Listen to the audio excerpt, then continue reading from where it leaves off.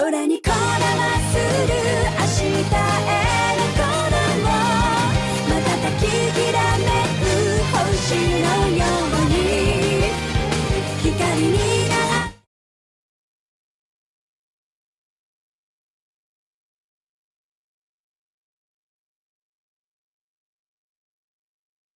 Half a month after the incident at Corellia Fortress, a sense of lingering unease still hung over the Empire.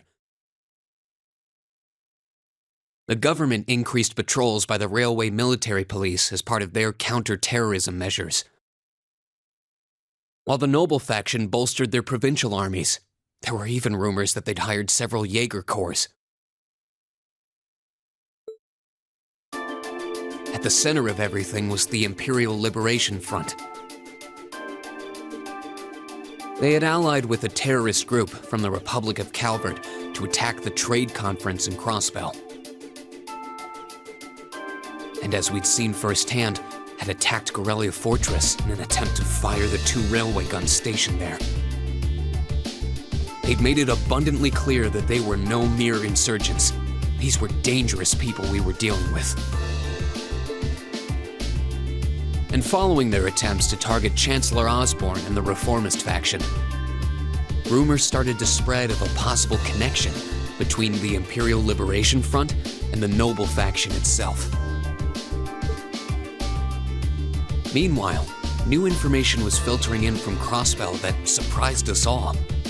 During the conference, one of the representatives of Crossbell's state government made the daring declaration that Crossbell would soon declare its independence, breaking free from its neighbors Calvert and Erebonia. To no one's surprise, both the Imperial government and the noble faction dismissed it as nothing more than delusional raving. But one thing was clear: that declaration only served to increase the tension in Erebonia and across the continent.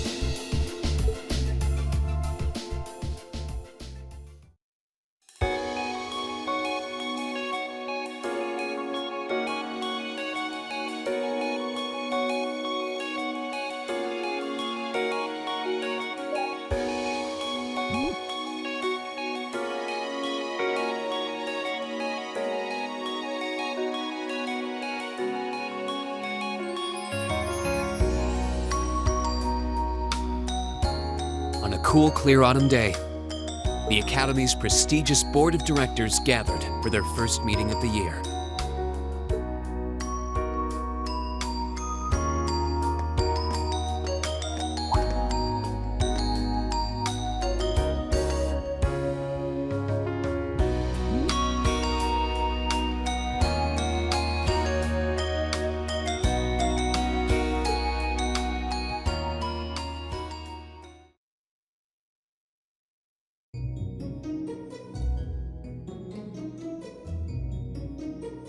And that concludes my biannual report.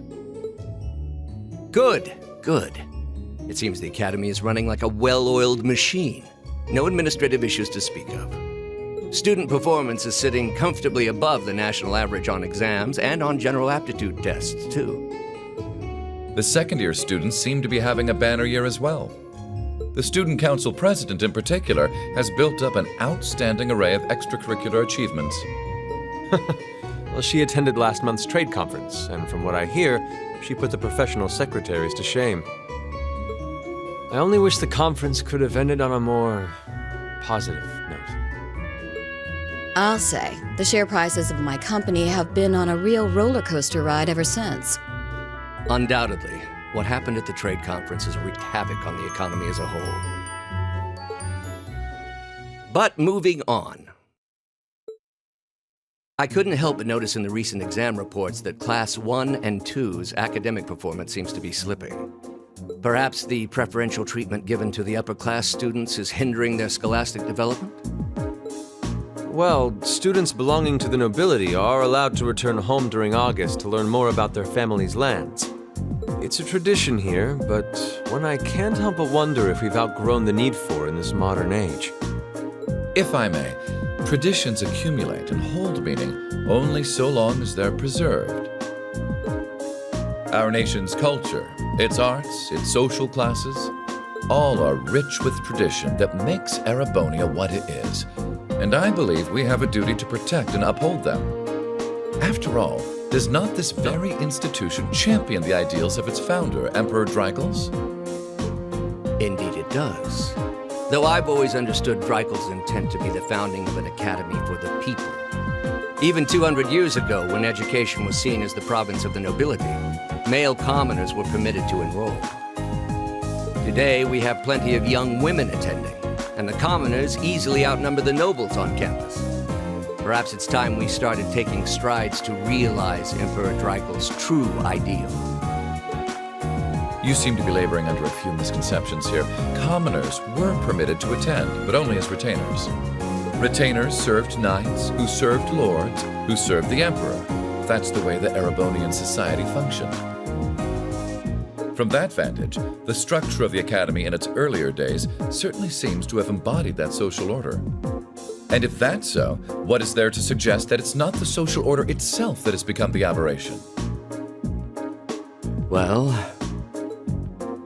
For one, if that were the case, it would be far easier for me to see my views put into practice. But I can hardly get a word in edgewise between you two. Well, I'd certainly enjoy a return to the way things were in Dreikel's time, at least in that particular respect. Our apologies, Your Highness. well, our role here is to consider your views and work toward implementing them. See what I mean? Would you be so kind as to help me out here, Principal? I'm here to moderate this board. It wouldn't do for me to express my position on the issues at hand. That said, I'm sure your passion for reform will triumph in the end, Your Highness. I suppose I should have known better than to look to my old teacher for sympathy. It warms my heart to see such a fine teacher-student relationship. Now, if I may, I'd like to steer this discussion toward a rather timely topic. We've already touched on the issues regarding the Orbal Net and the Orbal Staves, but I'd like to stress again that the adoption of new security measures for the Orbal Net should be a top priority. Well, I'm certainly inclined to agree. But we'll have to rely on the Foundation directly, as things are looking a little shaky with the IBC. You can leave that to me. The other matter I'd like to review is the use of the Orbal Staves and the Arcus units. Or more specifically, we need to talk about how Class 7 should operate from here on out. Setting aside the fact that my daughter is a member of Class 7, I think we need to reconsider how the class should be run, in light of what happened at Corellia Fortress. While it certainly proved an excellent chance to see what the Arcus units are capable of, I have serious doubts about whether we should carry on with these field studies, given the current political climate. It would be difficult to do so, I admit. With the terrorists at large and the problems in Crossbell unresolved, these are uncertain times. At the very least, I believe it may be in the class's best interest to cancel this month's field study. We could always resume them once the terrorists have been arrested and the situation in Crossbell calms down.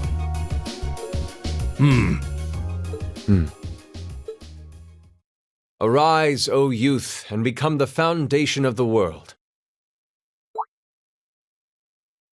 I'm sure you all recognize the words of Emperor Dreikel's. They become something of a school motto here. It's my belief that Class 7's actions at Corellia Fortress perfectly embody the spirit of that directive. They stood together to stop a tragedy in the making and, in a sense, protected the foundation of our world. No one ordered them to do it. They took action of their own free will, because they knew in their hearts what was right. Some might call it recklessness. Some may think it rash. Some may even venture to call it hubris. However, as chairman of this academy, I'm incredibly proud of what the brave young men and women of Class 7 achieved. Your Highness. Troubled times may lay in store for Erebonia, and for the entire continent in the months and years to come. But I believe that makes something like Class 7's field studies all the more significant. The experiences they're having now will help them find the strength and the means to press on through adversity. I can't be the only one who feels this way, can I? They do seem to be showing remarkable growth. That much is true. Although I have no idea how much my daughter is really capable of, immature as she is. I could say the same of my hothead of a son. I do wonder about my brother sometimes. However, it does seem that enrolling at this academy has helped him start breaking out of his shell.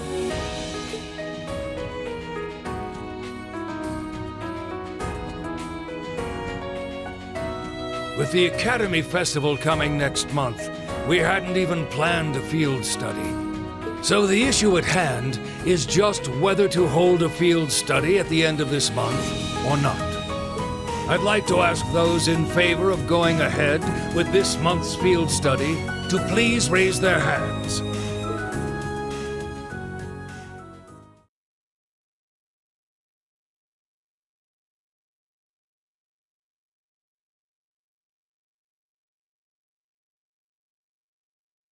All right, I'd like to begin by taking everyone's ideas for our class's part in the school festival.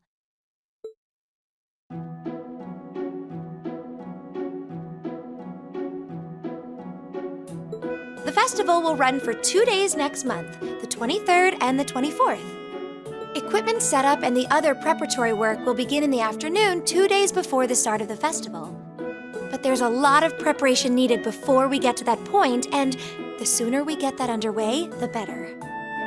That's all the more reason to figure out what exactly we want to do. Some of our options include displays, events, stage shows, and cafes. Does that sound right, Crow? Yeah, though no class I know would settle for just some simple display. I mean, come on, no one ever said, "Boy, we better rush to get in the line for that display." Well, either way, I'd like to start by soliciting some ideas from all of you. We're just brainstorming right now, so feel free to say whatever comes to mind.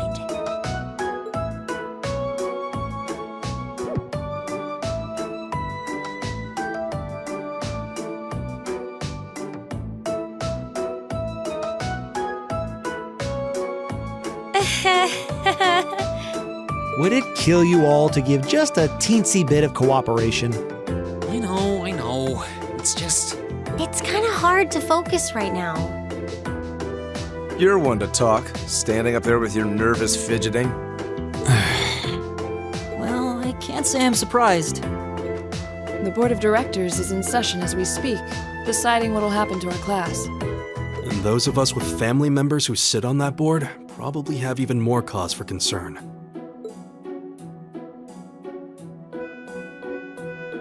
You can say that again. We can't even be sure whether there'll be a field study this month. That's about the long and short of it. With everything that happened during last month's field study, it honestly wouldn't surprise me if they just canceled it. I can't say I have any particular feelings of attachment to our field studies, but I refuse to accept needless changes to our curriculum, especially with my brother involved in the decision-making process. Yeah, I can see what you mean. Makes sense to me. We also have to account for the fact that going on our field study means that much less time to prepare for the festival. So, as you can see, it presents a bit of a problem. Man, look at you guys taking this all seriously. I probably should have asked a little earlier, but... What's this festival you guys keep talking about? Wait, seriously? Oh, I'm sorry. I should have gone over that for your benefit. Every year, the students here organize and put on a school-wide festival. There are stage events, food stalls, and all kinds of things to see and do. And it generally falls to each of the first-year classes to provide the main attractions. Yeah, participating is optional for the second years, since by this point they're usually focusing on their future careers. Oh, and each of the clubs generally get involved too. Huh, that sounds fun. In that case, we have to do something. We can't just let the other classes roll over us because we're small. You say that, but I've already had one of the girls from Class 1 bluster up to me declaring that this time victory will be all ours. What?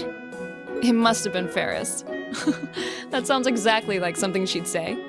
Well, Class 1 does seem to have had it in for us ever since the midterm results were announced.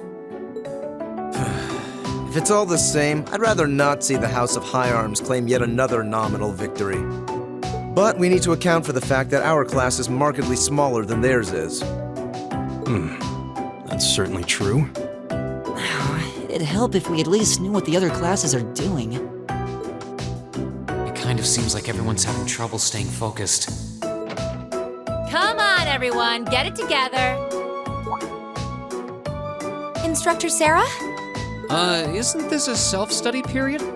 Oh, it was. But I thought you all might like to know that the Board of Directors meeting just adjourned a few minutes ago. So I decided to skip along down here and be the first to break the news. Then? What about our next field study? Are we still on? The Chancellor's not the only one with a little too much iron in his blood. Because the board voted unanimously to have you continue your field studies. You mean it? So that's how it is. You know, even though they're always hard work, I actually feel a little relieved. Considering all that happened last month, we'll need to be especially careful this time around. Still, it feels like our field studies are a big part of who we are as a class. Yeah. They're kind of a pain, but oh well. We should be grateful to His Highness and the directors. That's good news. Seeing the hard road and the easy road, then picking the hard one anyway. That's youth for you. It also sounded like His Highness and the directors will be taking off in pretty short order. So I'll let you guys out of study hall early to go see them if you want. Oh, If you say so. I think I'll take you up on that.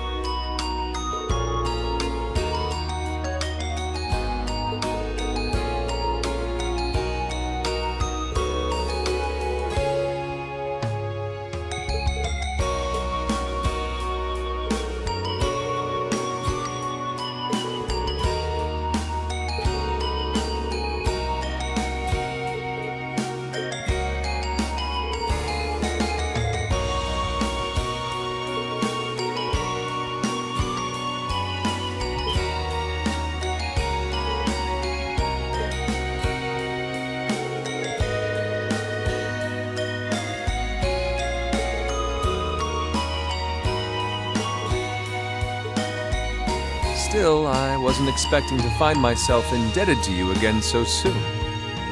Without your intervention, the Chancellor and I would have met our maker in Crossbow. Don't mention it. We're just relieved you're all okay, Your Highness. Indeed. I'm glad you were able to focus on making a positive contribution at the conference. I wish I could tell you that's exactly what I did. But I could scarcely find a place to chime in once the Chancellor and the Republic's president got going. Though the mayor of Crossbell managed to dumbfound even them. I presume you're referring to his proposal for Crossbell's independence? Hard to believe it could actually happen. Well, as long as both Erebonia and Calvard refuse to accept it, the likelihood of it actually happening is incredibly low.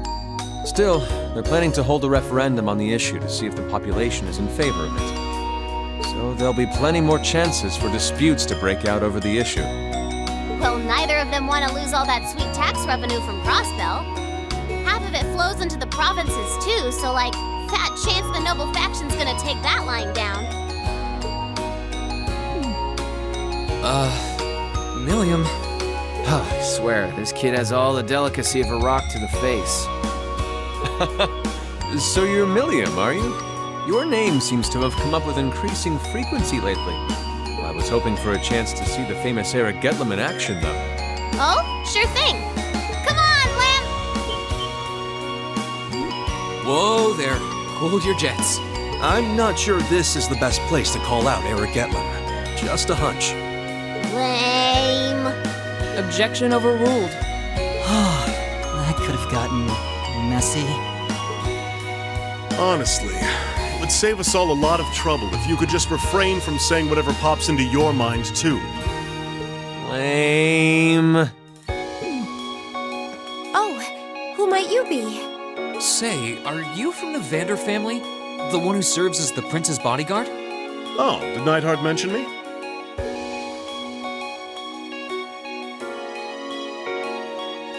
I'm Mueller Vander of the 7th Armored Division. I was with the Prince at the conference in Crossbell, so I'm in your debt as well. Glad to be able to thank you personally. The honor is ours, sir. It's an honor to meet a member of the esteemed Vander family. Ah, so you're the Radiant Blade Master's daughter. And you must be a practitioner of the 8 Leaves, 1 Blade style. I'm always happy to meet fellow students of the sword. Oh, and you must be the young man from Nord who my uncle wrote a reference for. Yes, that would be me. I owe a lot to Lieutenant General Vander. It sounds like he's in your debt as well, with everything that happened in Nord a few months ago.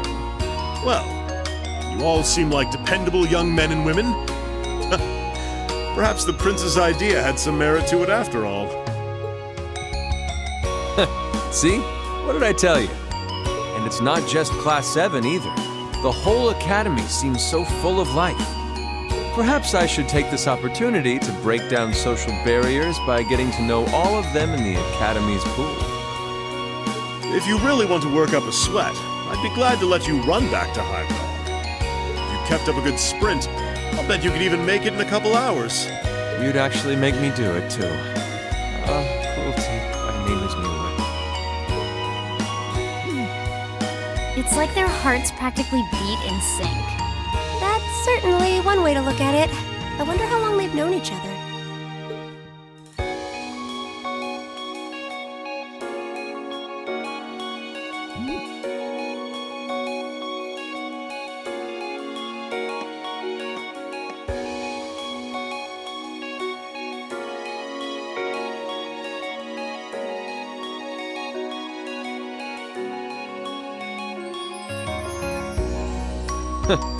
Well then, I bid you all a fond farewell. I hope we have the chance to meet again soon.